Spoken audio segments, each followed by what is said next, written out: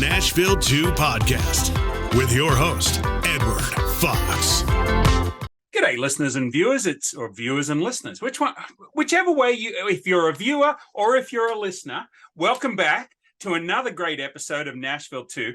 And Michael and I, last time Michael Morrow was on, I think we've done the longest podcast I've done on Nashville 2, was about 56 minutes.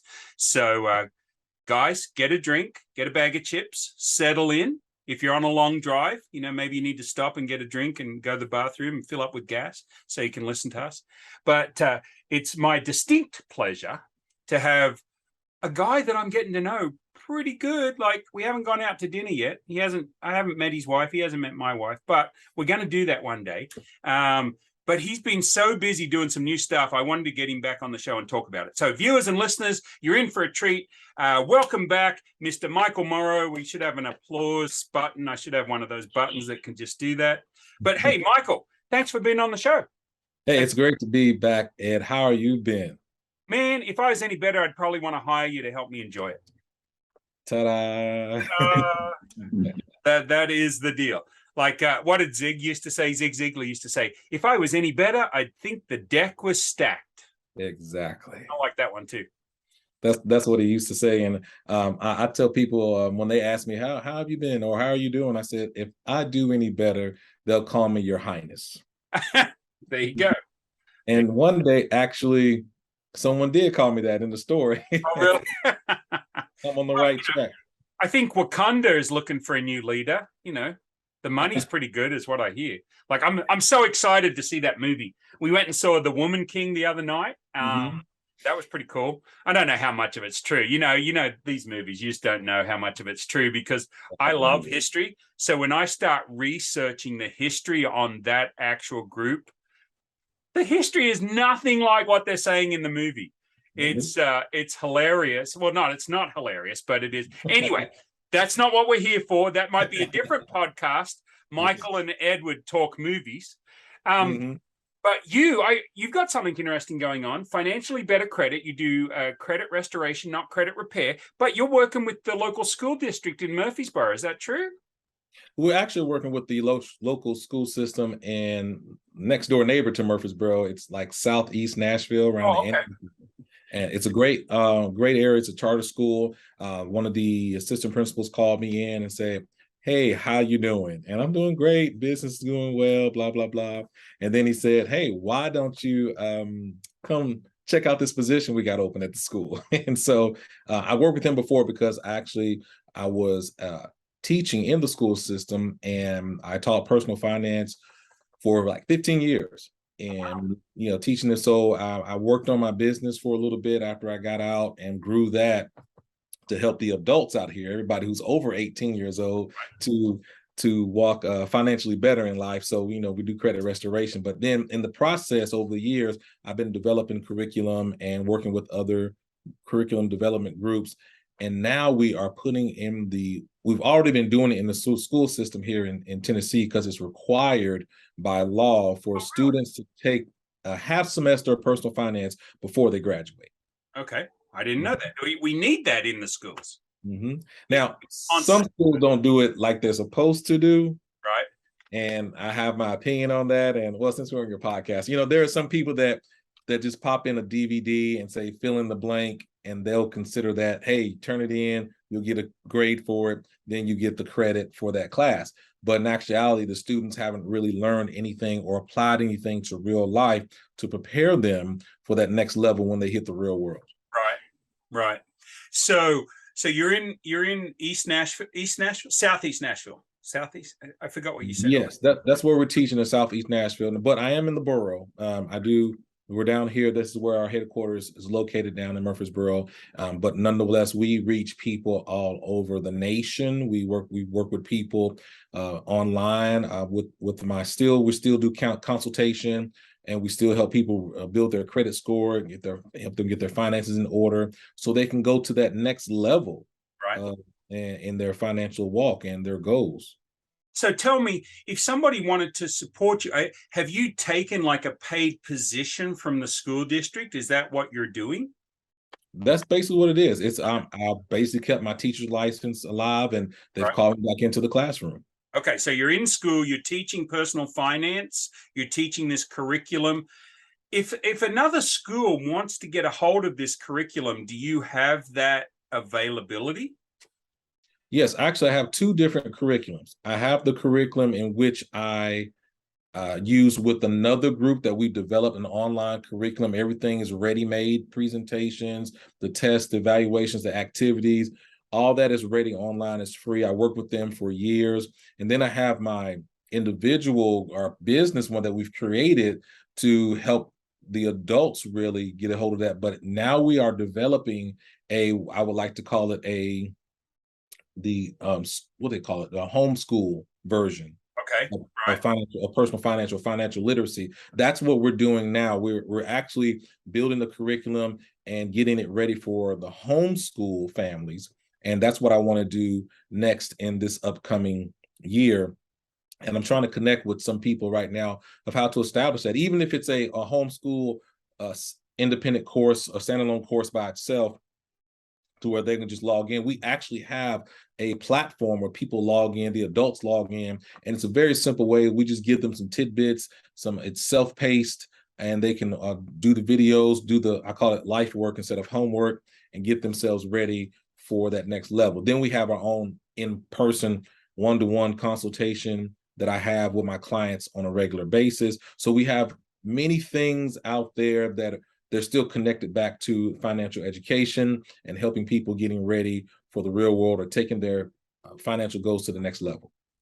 Awesome. And so it doesn't really matter, probably anywhere in the world, they could log in and do that and just relate it to whatever their currency is, whatever their financial situation. It doesn't matter what you call the dollar, it can be an Australian dollar, a Canadian dollar, an American dollar, a British pound, a euro. It doesn't matter. They still translate. I mean, the skills are still needed regardless of what currency we're talking about. So I was talking about you to somebody in Sydney, Australia the other night, and they're like, yeah, but it's all based on American dollars. I said, okay, so when he says American dollar, think Australian dollar. Oh, would that work? I'm like, oh, come on, you're smarter than that. I'm not going to say who it was, because if they ever listen to the podcast, I'll get in trouble. It is a family member. So that's as much as I'm going to give away. Speaking of Australia, I've been holding this joke for you because I know you're infamous for the dad jokes and everything. Yep. What is the best toy to bring to an Australian barbecue? The best toy to bring to an Australian barbecue. There's so many ways I could go with that, but I'm going to say I don't know. What is the best toy? A Barbie doll. A Barbie doll. There you go. Because for those of you that don't know, we have Barbies. And that's not the doll that you play dress up with. That's the barbecue, right? So Crocodile Dundee used to say, throw another shrimp on the Barbie. We don't call them shrimp. We call them prawns. So he translated that. But we do throw just about anything will work on the barbecue, as you know. My favorite was always dessert on the barbecue, was a banana. You slice it in the middle and you pour Tia Maria, Kahlua, Baileys, and then you roast it in its skin. And then you unwrap it. And, I find it very appealing. There you go. How about that for a dad joke? And we unwrap it and we dump it into a dish and we add some ice cream and then pour a little bit more Baileys over the top. Best dessert ever. Wow. I go bananas over that any day. I like where you're going with that. My son found us this ringtone banana phone. I don't know if you've ever heard it. Ring, ring, ring, ring, ring, ring, ring, banana phone. And so we've got it as our ringtone on for so we know when each of our kids calls, because they each have their own ringtone. The other one's from Stewie from Family Guy, and it says, Mom, Mom, Mom, Mummy, Mummy, Mother, Mother. Yeah, it's like, my wife has to answer. She's like, I hate this ringtone. I'm like, it's so much fun. And then for me, what do you think she has for me as my ringtone? She must have. No, okay. Well, that's Adam's Family, but okay, I like that one too. Oh, wait, I got it. I know what it is. Okay. What does the fox say? It is, and that's exactly what it is. What does the fox say? And she says she's got it turned up in the pharmacy because, if we call her, she wants to take the call. And the people that they work with she works with, they're like, we'll never get that out of our head. And my wife says, that's exactly like my husband. Once he gets in there with his dad jokes and his silly stories, you'll never get it out of your head. So it's the perfect ringtone. We used to have Comes from the Land Down Under, is it Midnight Oil? Who sung that? No. Vegemite Sandwich. Is that Midnight Oil? I never knew the name of the group. I know the song. Yeah. Land Down Under. Yeah. Land Down Under? Whatever. Yeah. Yeah. But it sounds familiar. I have to look it up now. But anyway, so somebody will send me a message or something and go, no, you got it all wrong. It's not Midnight Oil, it's somebody else. But I thought it was Men at Work. Men at Work. I thought, okay. Yeah. Good job. Men at Work. So she used to run that one, but now we run What Does the Fox Say? So that is good. But I love your Barbie joke. And I've actually got a meme that goes out where it's got Barbies wrapped in bacon on the grill, having a Barbie. Yeah. Yeah, you just don't want to have a Barbie too close to the river up in crocodile country. Why is that? They'll come out after you, man. They'll come right after you. Oh, I got some custom Crocs the other day. Okay. I had them made. These are my American Crocs. But I had an idea, and so I got a custom Croc. We made them green with Trade Bank all over it. My barter business. And so then my daughter says, "Okay, what are we doing for the next pair of custom Crocs?" Well, I thought we'd get one of those pictures where the Croc's looking out of the water and you just see the snout. Yes. And put that on the Croc. And I say, crikey, that is a Croc. And just have it, and then just lose it in the pool water or the lake one day, and just you see it float by. That's right. Exactly. I somebody sent me, because the other one, it's my podcast. I can talk about whatever. Somebody suggested we get a white Croc and put the poop emoji all over it. It was actually my sister from Australia. Not the same sister that, no, I've learned that already. Not the same sister that said American dollars and Australian dollars. Yeah. That was one of my sisters. I got 4 younger sisters. But because my dad used to say, well, that's a crock of. Yes. Have you ever heard that saying? Right. Yes. So you don't have to bleep me out because I didn't say it. Well, that's a common word in Australia. It's like just an adjective. It's just describing word. It's not really swearing, but so she said, if we had that poop emoji all over those Crocs. So I'm thinking I can go to this website and order Crocs for all my sisters with the poop emoji on it and send them all to them Australia. I thought that'd be fun. I don't know whether that's financially responsible of me or not, Michael. Maybe we need a coaching session with Coach Michael to figure that out. But so what's going on? You got any stories for me of anybody you've been able to help in the last year or so since we talked? Ooh, yes, we actually let me tell you, the actual people at the school in which I work, we had a professional development, and different teachers did different sessions. Of course, I had to do my financial education one, and people were they were so intrigued by it. They had these great ideas. And then not only this year, but even the year before, the beginning of the school year, there were teachers who were coming to me who knew me from around town. But the main teacher they were trying to boost their credit score. And they were like, there were 2 teachers. One trying to boost their credit score, and they were like, I'm trying not to use my credit card too much, but then my score is not going up and they won't raise my limit. And I said, what you need to do is learn how to manage your debt rather than just make debt. And so I advised them on certain things of how to properly use a credit card and get their credit limit boosted, but still not use what they don't need to use on the card. And so it's their rules. It's the credit reporting agencies. It's their rules, their game. So we have to learn how their rules to play their game. And then there was another, and so we boosted their credit score. It was easy. Then there was another teacher I spoke with whom they have student loans. It's like a pet that won't go away, right? And they have the actual money saved up to pay off all the student loans, and just like that. So I'm like, why haven't you done that? And then they heard about this so-called paying off student loan debt that they're trying to do, which, newsflash, it's been told that it's not going to happen. Newsflash. So it was done kind of secretly, closed. It was kind of like, shh, don't tell nobody. So for those who are listening, it's not going to happen. Don't do it. So I told this individual, go ahead and pay off your student loans. It's not helping you to keep them on there. You got the money. But they said, but I want to have a savings too. This is my savings. It's like, it doesn't need to be your savings. So this is what you need to do. Okay.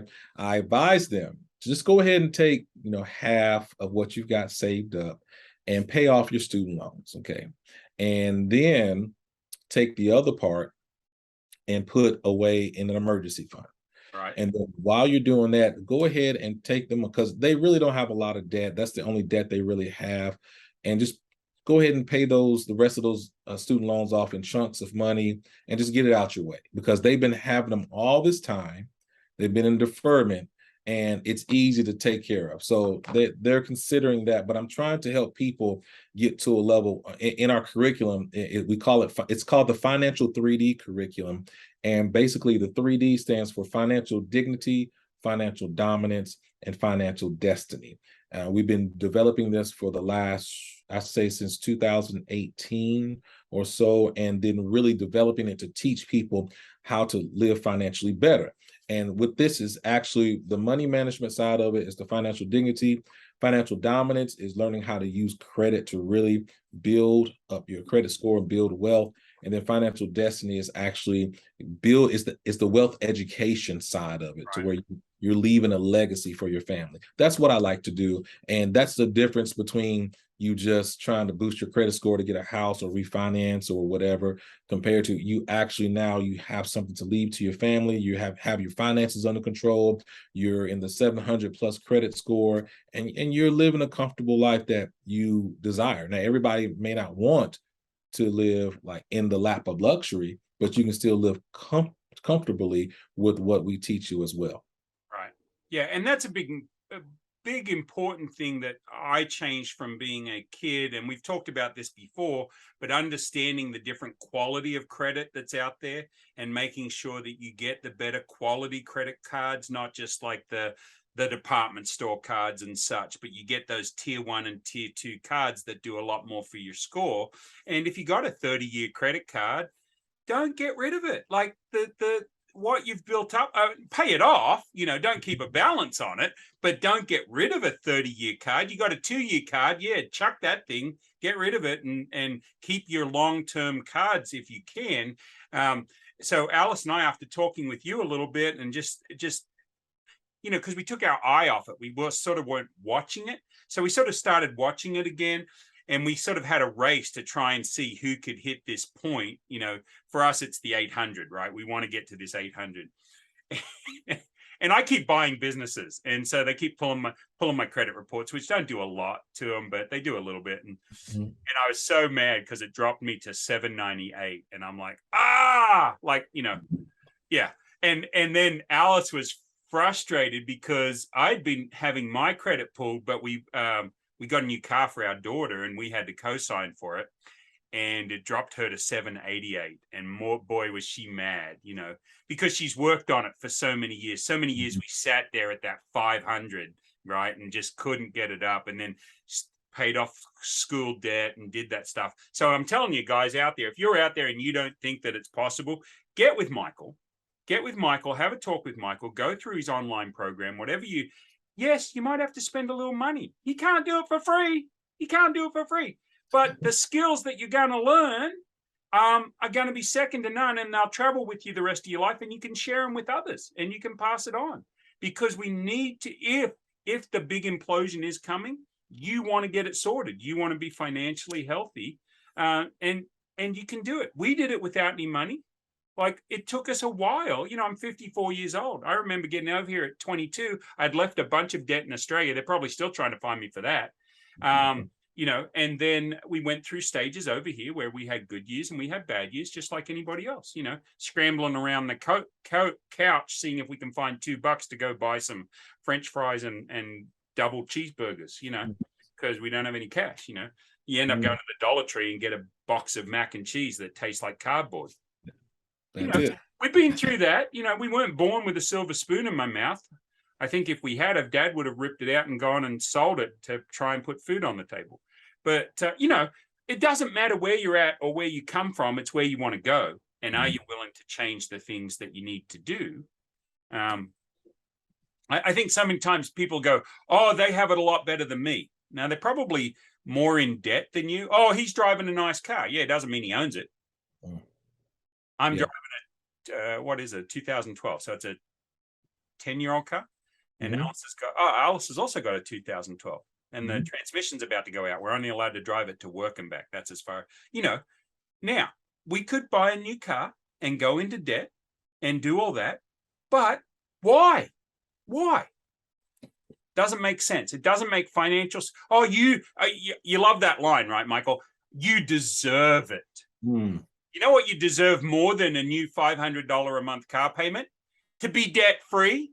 Yes. Have control of your debt. Sorry, I'm preaching to the choir here, but You're right. No, you're actually, you're telling the people out there who are listening, what frustrates me always is the people who think they have so much, but yet they have so little. Because we also talk about in our classes, what's your net worth? And when we look at net worth, what do you own minus what you owe, and let's see where you really stand. And when I look at a lot of people's lifestyle, does it match their net worth? And do they really have what they owe? And then a lot of my what I'm loving now about what I do with the students, I'm showing them how to prepare to live that lifestyle. I literally have students coming to me who are not even in my class, but they hear about it. It's like, hey, I want to do you know about Roth IRAs? Do you know about, I want to open up my checking account. Do you know how to start a business? Which we teach another class there, entrepreneurship. And so we're teaching young people how to start their own business. We're teaching people how to handle their personal finance. And then, of course, I had to agree to teach another class. So they said I have to teach one class. And then there are 2 other classes I can teach, and I can teach whatever I want to. Number 1 was personal finance, and number 2 was entrepreneurship. And so the other class I was teaching it's a seminar class, which helps them do stuff, but I kind of intertwine my other topics in there. But the whole thing is that you have a lot of people who said, oh yes, this is the life. If I have a fancy car, if I have a big home, if I have all this debt and so forth, I'm doing well. Even though they have all this debt, majority of millennials today are in debt, and they leave college with so much debt, which is not right. I even teach the students at the school, I'm going to teach you all not to even get a student loan. I want to teach you all how to get scholarships, how to get grants, how to do work studies, whatever you need to do, because when you leave high school and you hit the real world and you're not prepared for it, in my class, you have no one to blame but yourself. But in the state of Tennessee, when they give you that document or that diploma saying you have mastered or you have earned all the credits worthy, you really didn't earn it, because you got a lot of young people out there that still doesn't know what to do when it comes to real life. They may know how to annotate a paragraph or story. They may know how to know the quadratic formula. They may know about base pairs, and they know how to properly read a story and get out the main plot and so forth. But do they know real life? Do they know? Now, these are great skills to know on the basic, but I ask my students to, hey, ask your teacher. And I may not have a lot of friends. Yeah. I said, ask your teacher, how does this apply to help me in real life? Right. And that's why, even though there's the STEM program, I see how it can apply to people who are going into those positions in real life, the engineering positions and the programmers and the doctors and the lawyers and all those positions which are critical to know STEM.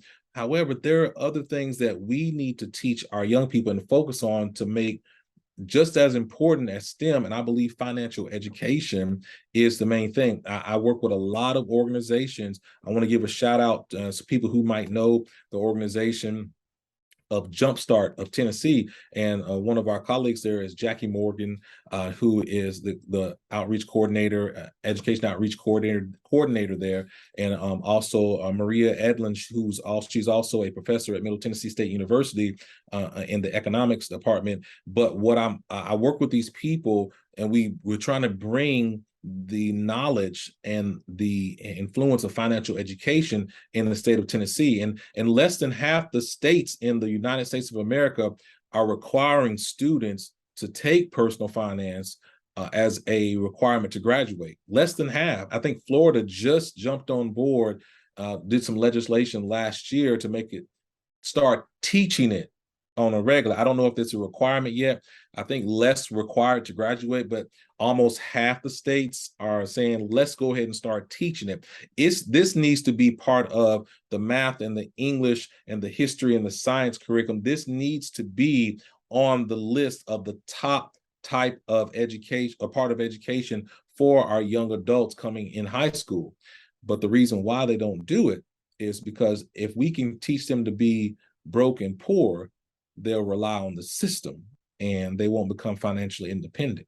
So I'm teaching them you can still be financially independent. Even if you make $40,000 a year, you can still retire a millionaire. It'll take you a minute. If you decide not to build something on the side, if you just want to stick with that 9 to 5, that's perfectly fine. But we want to teach them to become financially independent so they won't be broke, busted, and disgusted when they get out of school. So true. Preach it, brother. That's what I want to, and your point about the fact that they don't want to teach us this because they want to keep us dependent on the system. It's like these kids that spend $7 a day on a Starbucks coffee, right? Yes. Do the math. Even if you just do 5 cups a day, 5 cups a week, that's $25. Or let's say they're $5 a cup, right? So that's $25. And you do that 4 times 4 weeks a month, right? That's $100 a month. That's $1,200 a year. If we invested that $1,200, even if it was a crappy investment, it just drives me insane that how much money people waste, and they go, they're worried about housing loans right now. The people I'm talking to, right? They're worried about housing loans and, the interest rate's so high. And I ask them this question. I say, how much did you pay for your last house? They give me the purchase price. I said, that's not how much you paid for your last house. How long did you live in it? Average is about 7 years, is my understanding. I said, okay, so you paid interest. Most of your 7 years was mostly interest. That's all you paid. If you pay a house to term, if you pay a 30-year house loan, you're paying 115% interest, 115% more than what the house cost. Right. And they're like, no way. I'm like, dude, do your due diligence. Don't worry about your interest rate today. Worry about your interest rate 30 years from now, or what you've paid 30 years from now. It doesn't matter whether it's 4, 6, 8, 10%. It matters how long you're going to get that and why. And I know you're a Kiyosaki fan. We talked about this last time, right? Robert? Yes. Yeah. So, is it an asset or a liability? If taking money out of your pocket, that's a liability. If putting money in your pocket, that's an asset. If you're buying a $7 coffee and you're not selling it for $10, you're doing it the wrong way around. Exactly. So, anytime you need somebody to come in and talk about real world entrepreneur at the level that most of us are going to attain. We're not all going to be Bozz and Tesla and Michael Dell and Steve Jobs. We're not. Most of us are going to run a small business in middle America, and we're going to be very comfortable. We're going to have struggles, but we're not going to be billionaires. But it's becoming to the point where most of us can be millionaires. So Tony Bradshaw, who I've had on the show, and I know you've talked to, he has the Millionaire Choice podcast. We were talking last Friday night at his event, and he was saying, what would it take to make every kid born in Nashville a millionaire within the next 40 years?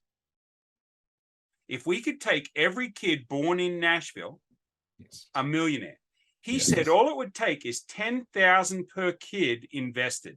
10,000 per kid. So that's about 40 million a year for the kids that are born in the Nashville area, right? At 10,000 a kid invested. Why can't we change our street? Why can't we change our neighborhood? Why can't we change our city? We can. We just have to work together. That's it. That's all it is. And when you brought that up, that example you gave about the Starbucks cup, that's one of the main examples I use in the beginning of my class. Like, look how much money you are spending. Then I go, now you go to the snack machine, you're spending $1 there. Then you go to buy some little bag of chips every day, and I said, now let's add all this up. And then we add all this up, and over the course of a year, you're spending, let's say if you do this on a regular basis, it was over $3,000, which they had spent on snacks, Starbucks. I call it $5, but Starbucks, and all those. And then with that, I said, what can you do with that amount? And then they broaden their mindset with, yeah, I could do more than just spend it. I can save it and reinvest it in something. Then I go to the next level. In my entrepreneur class, we started talking about stock market and just how to read it, because there are certain investments that I look at, but I still teach them everything so they'll have a wide mind. Sure. I had a student come to me just before our fall break, and he said, "Oh yeah, Mr. Morrow, yeah, look at my new kicks, my shoes, my new tennis shoes, my new kicks and everything, my Nikes and everything. Look at them, they're so good. And I look how much they cost online, but look how much I paid for them and everything." I said, "Great." I said, "How much you paid for them?" And he told me, "Yeah, it was about $380, but it was really like 425, like online. I saved some money." I said, "Great. Now, let me ask you a question. We just did a stock market research project. How much was the Nike stock to invest in it to buy one stock?" And he looked it up again. He said, "Yeah, it was about, how much was it? Yeah, it was about 180. No, it was about $100. Yeah, around that time." And I was like, "Great. Now, you could take that same $400, instead of buying Nike and giving them your money and never seeing it again, why don't you buy 4 shares of Nike and start having ownership and making money off Nike?" He was like, "Oh yeah, I guess I could have done that." So while you're bragging about spending money on a perishable item, you can brag about being an owner of that company that makes the item. So my goal is to change the mindset of people when it comes to money. Something that we weren't taught. All of our parents didn't know, because they were doing what they knew what to do.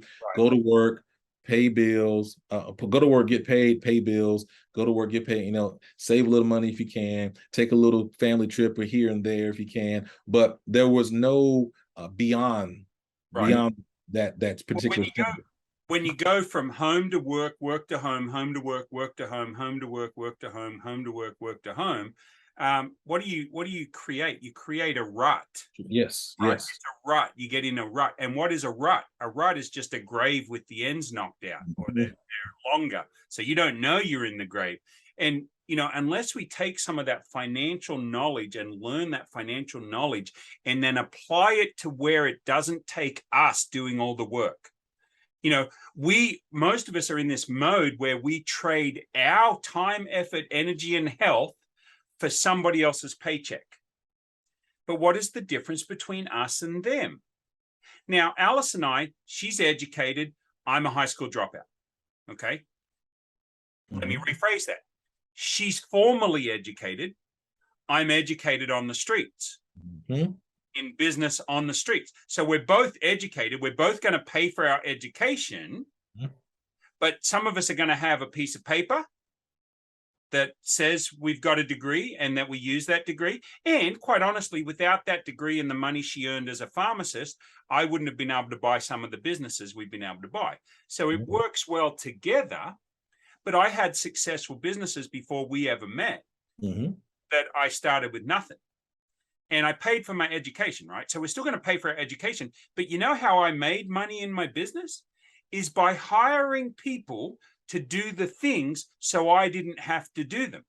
Yes. You have to understand that when somebody hires you to do a job, unless it's a consumer hiring you to mow their lawn or paint their gutters or re-roof, but if it's a business owner hiring you to work for their business, they have to make a profit on the work you do, or they can't stay in business. So in other words, if I hire you, Michael, to go teach, and I'm paying you $100 an hour, then I should be renting you out at $200 an hour so that I can generate profit from you. And people forget this. When they go to a job, they go, "Oh, I'm getting this great paycheck." Yes, but that business owner, now we're not talking about the government, that's just a whole different kettle of fish. But if that business owner, whether it be Amazon, McDonald's, or Joe Smith that owns the little retail shop down the corner, that business owner has to make a profit to stay in business. Yes. just like you were teaching that young gentleman about investing in Nike stock, that's how he can duplicate, how he can create residual income, how he can get something from not his effort, but from somebody else's effort. And that's what we need to teach in America.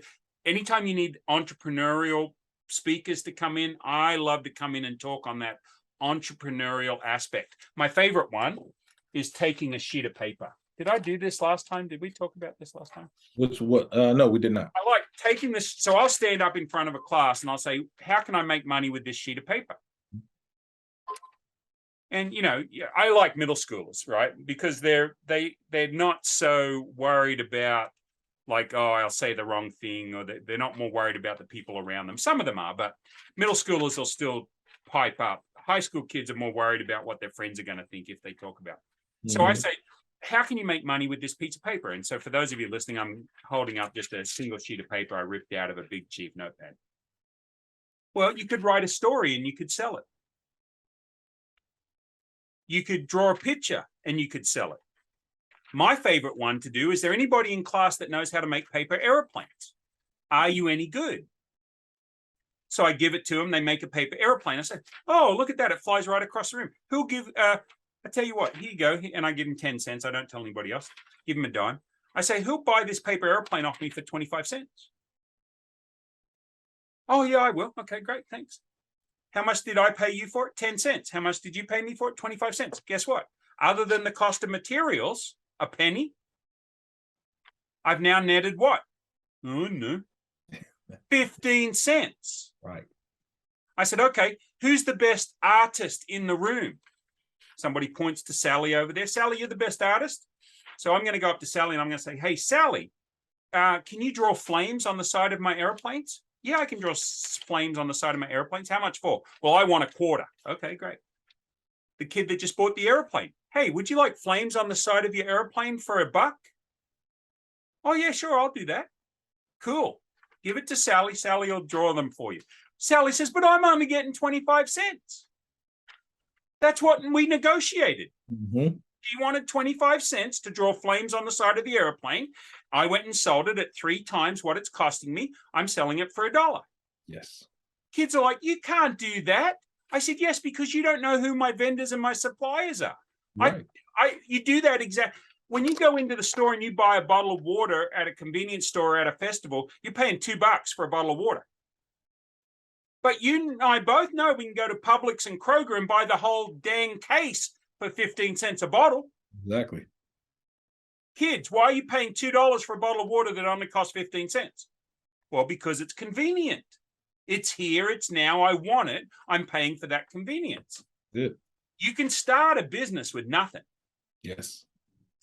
You just have to have the idea and then know how to put it into action, know how to price it. And that's why you have to get around entrepreneurs. So what I did, I ended up taking this piece of paper and then I had a video rental shop.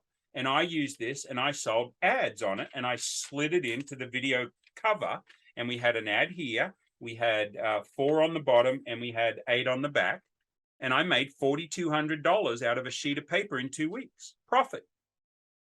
In 1986. I don't know what that is in today's money, but I was a 18-year-old kid.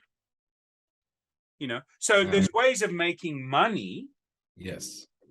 That you haven't even, the good old fashioned mow the lawn, pick up the dog poop, wash the windows. I mean, there's that, painting houses. I mean, how many college kids start a house painting business, get a degree, go out and work in their degree for a couple of years and then realize, I made more money painting houses with no degree. Mm-hmm. That's it. I have entrepreneurs literally in my classroom. I have a young lady, she sells her snacks. She sells her to the kids coming in. She gets them at a lower price. She sells them at a higher price. I said, I love it. I'm not going to stop you because this is what I teach. This is what I want you to do. If somebody comes to you during independent study time and not doing instruction, I have no problem at all. I have another one who has their own food of their particular ethnic group. They have their own food and restaurant. They have culinary. They're working on that as well. They built their own website. It's a great opportunity with these young adults. Excuse me. And what they do also is I challenge them to go back to their homes and ask their parents certain things pertaining to what is their financial goal, what are their financial goals, what is our family doing? Do we have an emergency fund? Do we have something in case an accident happens? Do we have a retirement fund started? And out of the students that I asked to do it, statistically, this really, I say out of about 10% come back and say, yeah, I was brave enough to ask my parents. And of that 10%, usually I have around 20 kids in the class on average. And they come in, so of those two that come back, and one of them said, well, my mom and dad told me what it was and they're comfortable, they were cool, and I was happy with it. Then the other student says, my mom said, shut up, that's none of your business. So we can't talk about money. Exactly. How do we learn about money if we're not willing to talk about money? Exactly. Right. And most of us don't have a clue. Yeah. And what my heart is to get these young people really into the thought process of, you're about to hit the real world. You're going to need a credit score, but when you get your own apartment, and because I deal with clients who's trying to build their credit score just to qualify to stay in a low rent apartment. And then I have other ones that are trying to get a home and get out of an apartment, and they're trying to get their score up to high enough to qualify for it, but they were never taught what we teach them. And so people pay me for my knowledge. Like you said, the school hired me. I wanted to make sure. I said, well, I don't have to reinvent the wheel. I already have the knowledge and the equipment and the curriculum to teach it. All I need to do is now just go there, and they're paying me for my knowledge. And the principal who called me already knew my background, already knew my work and so forth. So all I did is coming in. I was like, great, I'm just getting paid telling these kids what I tell adults, but on a level which they understand. And so what I want to do is I'm taking it, and from age 8 to 80, I want to empower people to take their financial education to the next level. That's I love. I started off with using Dave Ramsey stuff in the classroom. Actually, he used my first classes. You'll find my students on his first DVD in the classroom. Really? Wow. For personal finance. So those are my students on there. It's the orange D, for those who still have it out there from like 12 years ago. It's the orange DVD, personal finance in high school. Those are my students that they interview. And then I went from that, and as I grew the curriculum and worked with other groups and so forth, I went from that and said, okay, my students are going to want to know about credit. They're asking me about credit. They want to know about credit cards and so forth, and home loans. And Dave Ramsey didn't teach about credit. He was against it. He's against debt and so forth. So I had to take my knowledge to the next level and started working with people who knew how to do that. So over the years, as I learned more, and then I heard about Robert Kiyosaki's Rich Dad, Poor Dad. I got more into learning more about credit and how to properly use it, what it's for, and how to really build with it.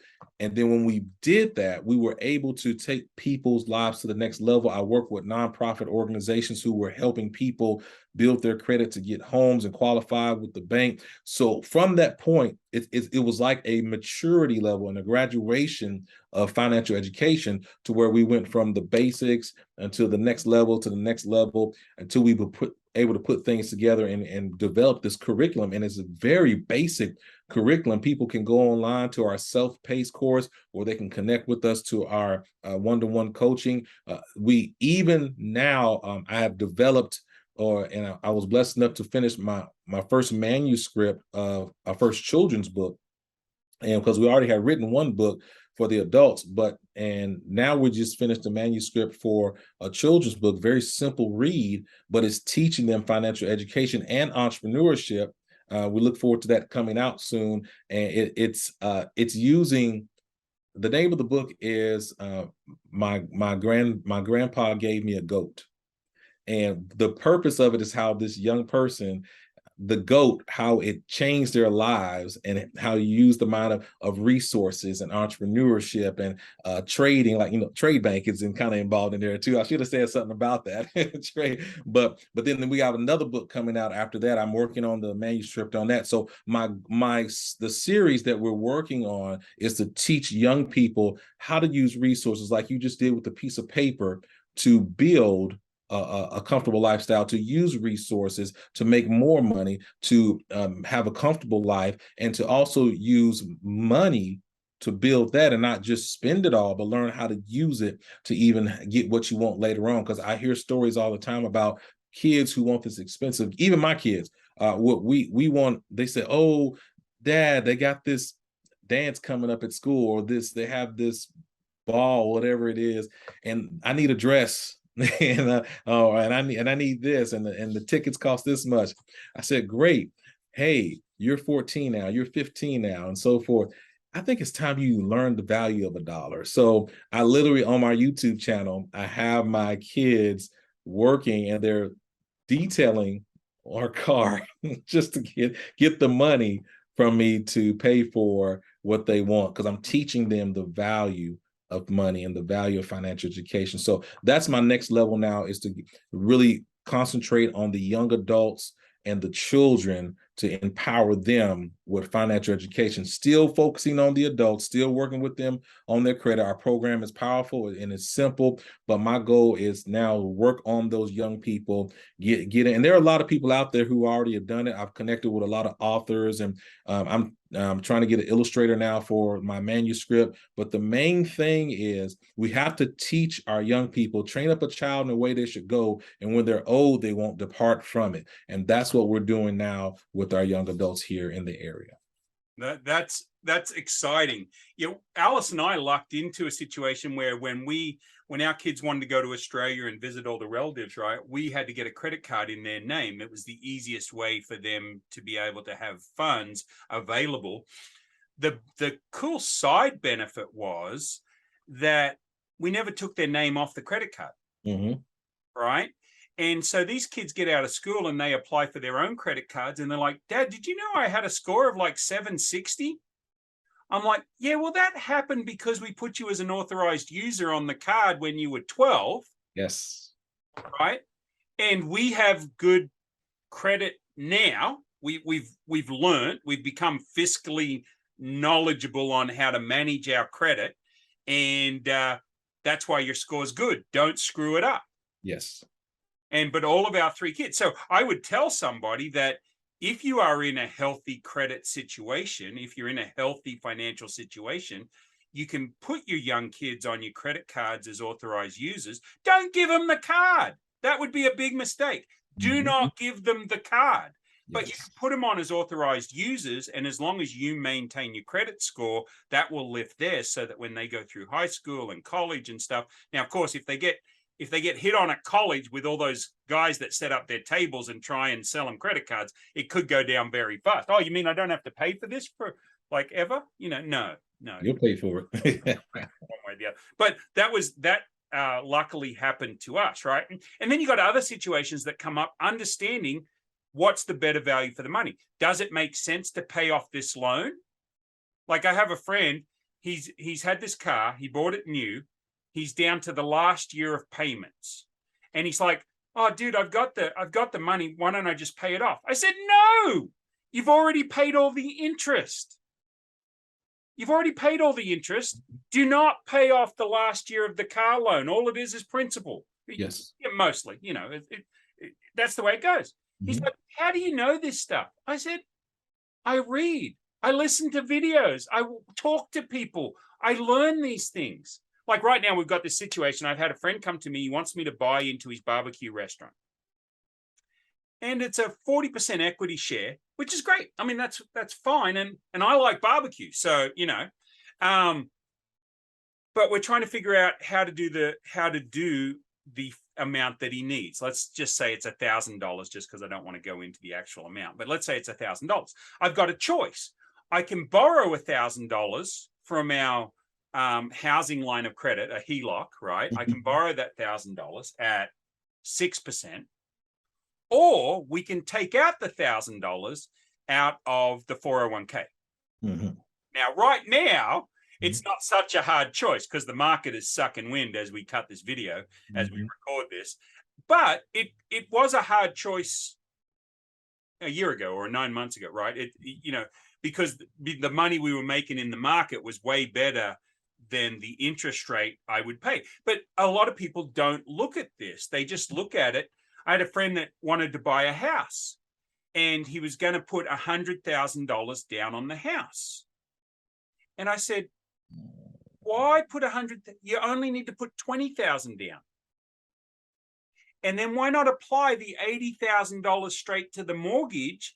And that will, if every line of amortization shows you how much interest you're paying, you get rid of line 1 to line 125.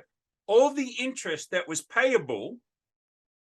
And so I showed him both models, the model where he pays $100,000 down, so he pays less up front, and the model where he pays off the mortgage once it's done. And I showed him the difference about what he saved. He's like, why don't they teach us this? Thank you. Thank you. That's one of my I showed an amortization scale for a car loan and a house, and just to show it to my young people. And there, I show them, this is what you are paying when you first get that car. You're paying the interest. You're putting the bank is making sure they're getting all their money first. Because when I was their age, I was asking the question when I got my first vehicle. I was like, you all are giving me, you let me have this vehicle for this amount of money, and all I got to pay is this every month. And how are you all making money? And then the story was told to me after you sign on the dotted line, that your payments, majority of your payment is going toward the bank's pocket. I even did this example in one of my teacher's professional development class. I call it the debt sentencing, and how long you sentence yourself to this life of debt on a credit card that you pay the minimum payment, which you pay the minimum payment. And their minds were blown about how much they paid back when they say you reach the max of a $5,000 credit card at what was it? This is a real life situation. I think it was a 24.99% interest rate on that type of card, minimum payment of $150. I told them, if you just pay the minimum payment and never use the card again, after so many years, that you'll be in this amount of debt for this many years, you'll be paying the $5,000 back, but of that payment, this amount is going toward the bank's pocket, and that little bitty amount is going toward the principal balance. And then on top of that, you would have paid back the $5,000 plus the interest. So you wouldn't have paid back the $5,000. You would have paid back, I said it was like $10,000 or $12,000 total. You would have paid the bank back for that $5,000 you did for that nice vacation. I hope you enjoyed your trip to Hawaii. So that's what it was. And their mind is blown by that. So when people see the behind the scenes, that's where they come alive. And they really, when I was working Sears 90 to 94, I had an old lady come in, and she showed me her statement, and she said, "Is this right?" She said, "My husband passed away last year, and I'm going through all the finances and trying to get caught up on it. We bought this projection screen TV in 1984. It is now 1992. The TV was like $1,900, and they still owed $1,500. She goes, "Is that right?" I said, "Well, what were you paying on it?" She said, "Well, the minimum payment, the $15 a month." Wow. And I can't remember the numbers directly, but it's like they'd paid for that TV 4 times over, right? Or something like that. It's ridiculous. She goes, "Can I just write a check and pay off the balance right now, or do I have to keep paying this minimum payment?" I said, "No, if you can afford it, you want to write that check right now. We can take the payment right at the register, because this is, and Sears credit cards at the time were like, they were 18%, 20%, something like that. It was ridiculous. She was further behind almost, it looked like, and so it just blows my mind that people don't educate themselves, especially now with the internet. The greatest suppository of knowledge is just a fingertip away. Now we have to discern, we have to get multiple sources. Not everybody's telling the truth. Like, back it up, get a second, a third, a fourth opinion, but there is enough education out there that is right education that people can get smart, just like your programs that they can get online, right? And so, but it just blows my mind on how much money people are throwing away. It's just... Yes. And I should have said this earlier. I was able to work for a few months and behind the scenes of a well-known title company and title loan company. So I had the opportunity to do that. And I was there primarily to educate the customers. So I wanted to do a education program to help them get out of the loans, and the company didn't mind. So the company hired me on. And during the time as I got more into the company, I was able to see what these people were being charged. And I mean, they by rights, by the Lending Act, the Fair Lending Act, we have to show them what the interest is. These people don't care; they just want the money. Can I can I afford the payment? Is all they're worried about, paying it back. Yeah. And that's it. And most of these people, they're giving up their title to their car just to get this amount that they weren't prepared for. And they're not prepared to pay it back. And some of these people, they get their title loan, so they're paying the minimum payment. It's interest. And then some of these people are late. And then some people are, a few of them don't pay back. So we take their car, and it was a horrible situation. So I was able to see behind the scenes what people go to. So then someone that called me said, "Hey, are you able to teach a class on predatory lending?" And so my next thing is, now I'm going to teach a class, if anybody else want to do this, about how predatory lending works, and how they keep, some want their clients out, but then there are other ones that want to keep the client as long as possible. You're looking at someone many moons ago. I was trapped in that cycle, and I was robbing Peter to pay Paul, and I should have been not paying either one of them. But the point was, I had to get out of that cycle, because once you're in that cycle, if you didn't have the money in the first place for the emergency, and you're going to these payday loan and title loans and flex loan places, you're not going to have the money to pay it back, plus the interest or the fee that they charge 2 weeks later on your next paycheck. And so you go ahead and hey, I'll just pay the fee to renew it. 2 weeks later, I'll pay the fee to renew it. And I did the calculations on it. I showed people, great. Now you not only you've paid 3-4 times over within 6 months what you borrowed, and you still got to pay back what you borrowed. So, and then I was messing with people in the session I was speaking with. I said, great, but hey, you said, don't worry about it. I'll pay this loan off when I get my what? And they always say, my tax refund. And I say, listen, guys, we have to get out of this mindset. We have to break this cycle. And so that's my goal, is to, in these, I think January, I'll be teaching, I was supposed to be teaching one this month in Franklin. But there's a community that the school had called me and said, we want you to teach this to our parents in the community about these predatory lenders. Right. So I'll be doing that in January as well. So anybody else who needs me to come out and empower them with this knowledge and what goes on behind the scene. I used to work for Ford Motor Credit, and so I know what find the financial end of it and the collections end of it and the lending part of it. The trick behind it is you have to avoid paying the minimum payments. You have to, number one, with these predatory lendings, you have to not go there, number one. Right. Number two, if you're going to get a loan or a car loan, home loan, you have to know what do I need to do to pay it off as quickly as possible, to save money on interest. Even if you're going to pay cash on something, I'm going to pay this. I know we got to go, but I'm going to say this very quickly.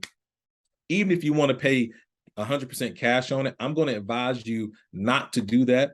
I'm going to advise you first, do financing through their financial office, or bring an offer from your credit union. Say, hey, my credit union is going to offer me this amount. Can you beat it? And, and then let them finance you, because you can get a lower rate. They'll give you a lower rate, and then take the cash.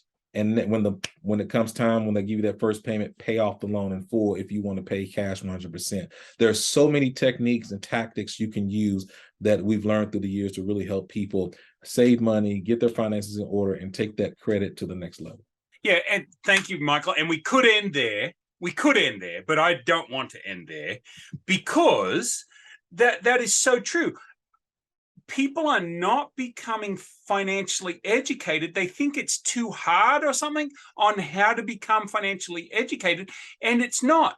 When we look at the ways that we're going to spend our money or borrow our money, and just like I said, do I take it out of my 401k? Do I take it out of my HELOC? Do I take it off a 0% credit card?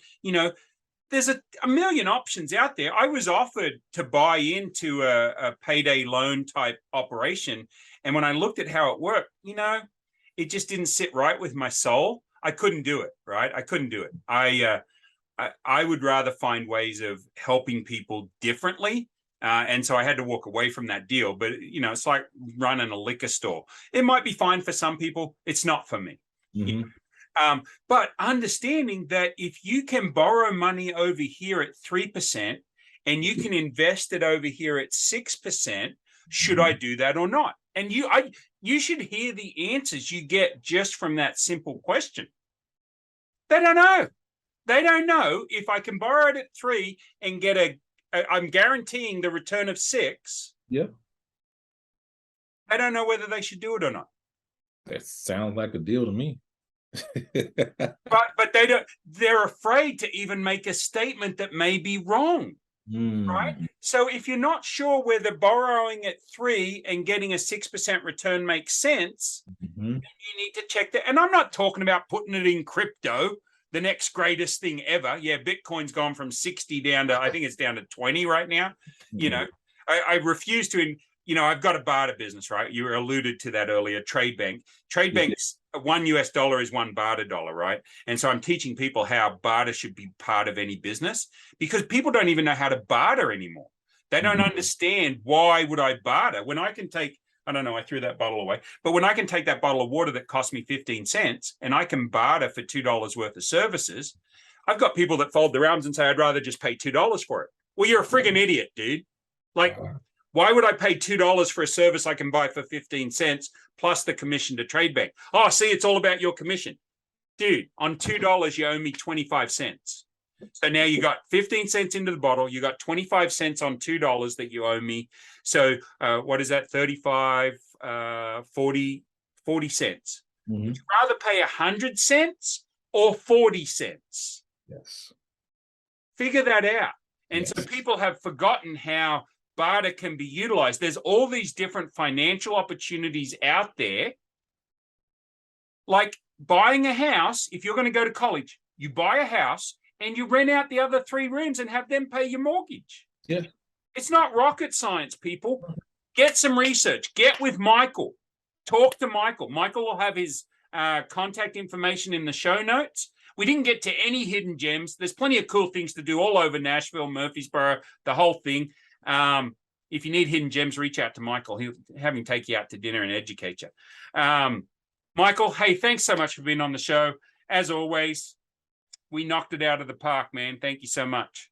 Appreciate you so much. And don't worry about the hidden gems because you're a diamond in the rough. Thank you. Thank you. I'm under a lot of pressure. Yeah. Appreciate This is the Nashville 2 podcast with your host, Edward Fox.